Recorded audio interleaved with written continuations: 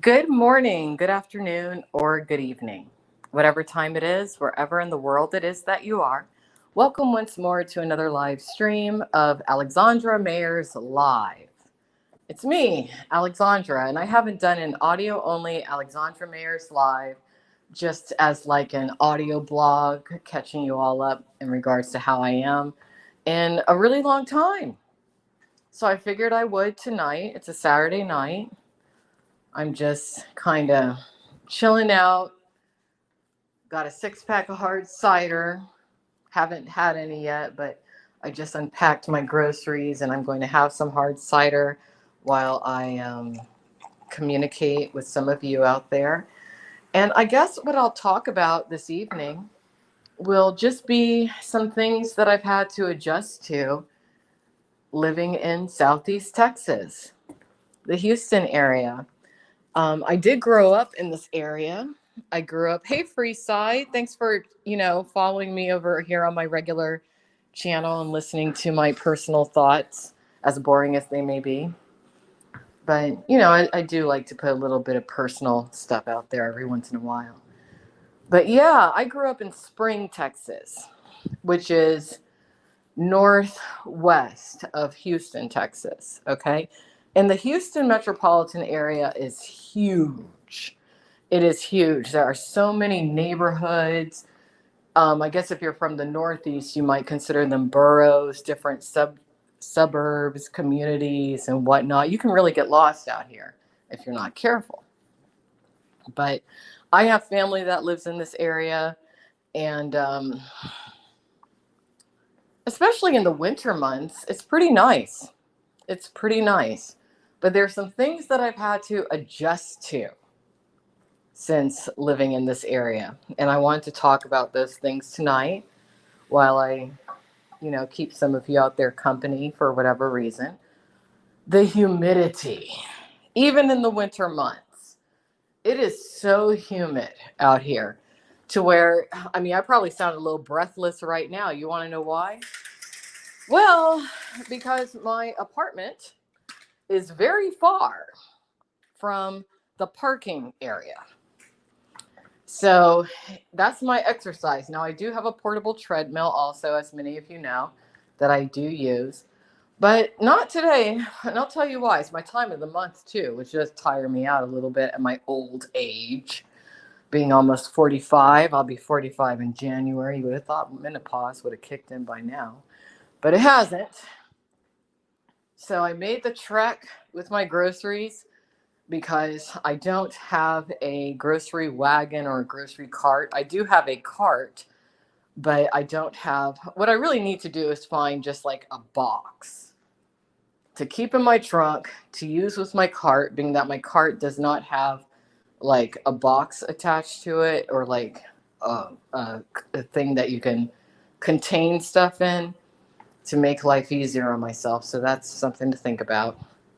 But anyway, the humidity here is ridiculous. Even in the winter months, it's humid. So if you don't like humidity, you do not want to be in Southeast Texas. But if you do like Tex-Mex food, in other words, food with a Mexican south of the border influence, you will love it here. It's very inexpensive and it's very delicious. But it will cause you to gain quite a bit of weight. Something to think about. Another good thing about Southeast Texas, the women here do tend to be a little on the larger side, a little curvier. So it makes me feel thinner. There's the vanity talking, but it's the truth. I feel slim. Now, I am on a bit of a diet right now. I have been exercising daily. I'm trying to, get myself a little even underweight if possible going into my later years because I only really have 5 more years of decent years, decently youthful years. And once I hit 50 in a little over 5 years, I don't know what's going to happen. So trying to be in decent shape now. All right. Um, what else can I say? Oh, the traffic here. The traffic here. The next vehicle that I procure will be something along the lines of an SUV, a small SUV, but something lifted up a bit, because getting on the highways here, oh, it's scary. It is scary, and the people in their big trucks, F-150s, F-350s, whatever these giant trucks are that are just regular vehicles. A lot of times you got these single dudes out here who I guess have small penis complexes, and they have these giant trucks needlessly. And they are super aggressive on the road. Um, Forget about having a car here free of any dents. Whether you're in a parking lot or on the road, you're gonna get sideswiped. Someone's gonna mess up your car a little bit. So you do have to get used to that. Definitely. Um, those who are curious, cost of living isn't that bad in Southeast Texas. It's cheaper other places, I'm sure. But it's not that bad, not considering that there's a lot of things to do, and a really good mixture of people. A lot of people would be surprised to learn how integrated Southeast Texas is. You have a really nice assortment of people, within various occupations, all living together in the same community. So that's nice. I think that's very nice. But so tonight I went to the grocery store. I don't really go out that much anymore. Do I have anyone in my life romantically? That's for me to know and y'all to find out. But for the most part, there's generally always somebody that I'm talking to, okay? But here's something here's something funny that I've noticed as of late. And I don't know if it's just the age that I am, or maybe it's a certain vibe I'm exuding. I'm not sure. But it's the funniest thing to me. It might sound kind of creepy to some of you, but it's funny to me. For some reason, at this stage in my life, and it's only happened really over the past 3 to 4 months, I am attracting a lot of men who look like the spitting image of my dad. Strangest thing. This never happened to me in my life before. I don't know if it's just this area. Maybe there's a lot of people in Southeast Texas who look like my dad. I don't know. It makes sense. I mean, that there would be, even though my dad is actually from the Northeast. But maybe like they all like are coming here for some reason. I don't know. But lately I have attracted a lot of men who look like my dad. Left and right. I have guys who look like, well, like a younger version, not like how he looks now, but like when he was younger, who look like my dad. There's a gas station that I usually go to pick up my favorite kind of cigarette, American Spirits. Okay. And I like this particular gas station because the guy who usually is the attendant, he must be from, I would assume, Pakistan or maybe the United Arab Emirates, something like that.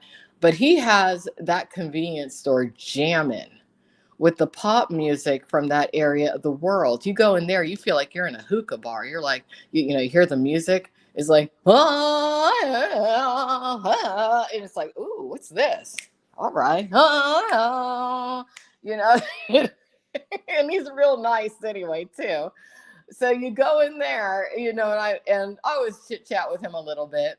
But tonight I went in, and before I went in, I saw this dude drive up in a really fancy, you could tell he had just gotten the thing washed, a really fancy, souped up, but probably brand new, um, you know, maybe F-350 or F-250 kind of truck, right? Bright red. And, you wouldn't miss this truck. And then the guy who gets out of it, he looked like my dad, but younger, like when I was probably, I don't know, a kid. And I thought to and I looked at him. He looked at me, and what's going on in my mind is, wow, there's another dad clone. Look at that.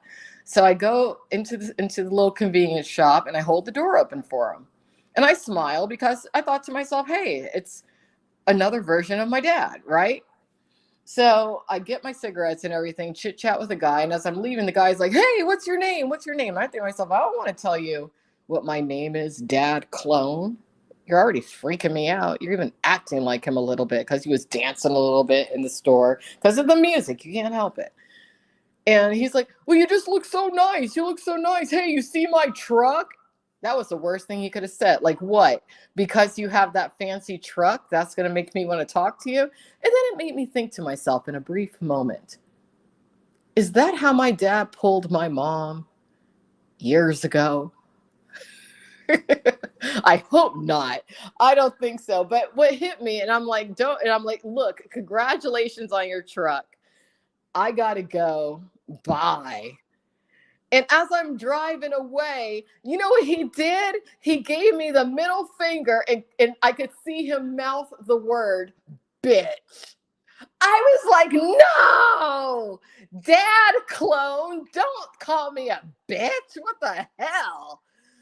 Oh, so that made me a little upset tonight, but it was funny, actually. And that's why I wanted to tell the story, because it was funny. But you know what's funny too? As I get older, I do look a lot like a young version of my mom. So maybe for some reason, people with my look are attractive to people with my dad's look. I don't know. I don't know. But it's going to take a lot more than just a fancy truck to pull me in. Dad clones. Just letting you know in case you all have like some sort of a line into this live stream. So that's what happened tonight. But that's something I've had to get used to about the Texas area. Um, for some reason, men here think that women are impressed by their fancy trucks, even though they're the same trucks trying to cause me to get into an accident on the highway. I have to be very careful driving on the highway because people drive very quickly here. And you know what's funny? Like, why are you going to drive so fast and aggressively on the highway in Southeast Texas? But then when you're doing everything else from, being in the grocery store to,